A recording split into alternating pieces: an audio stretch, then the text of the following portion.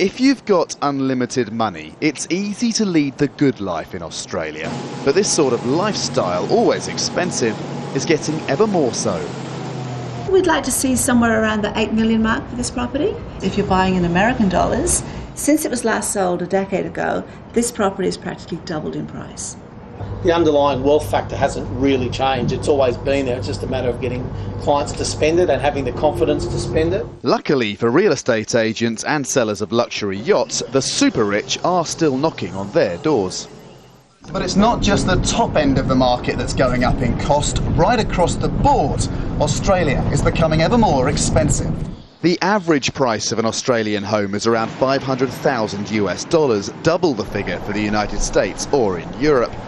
In a supermarket, these three items cost $11, $2.50 for the chocolate bar alone. The furniture store Ikea sells identical items for 70% more on its Australian website than it does on its US one. No wonder Sydney has just been ranked the world's most expensive city outside Japan. Why? Partly most Australians can afford it. Helped by high prices for commodities it exports, Australia's economy is relatively strong. It has a lot to do too with a very strong currency. Just 4 years ago, $20 was worth 31 Australian. Now it won't even buy 20 Australian.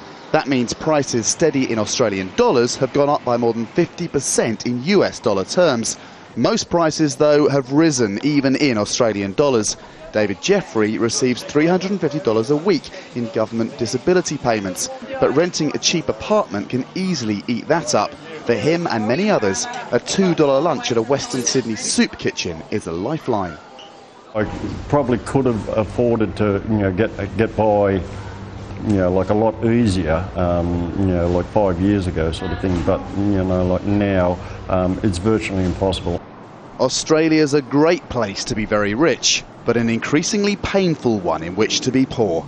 Andrew Thomas, Al Jazeera, Sydney.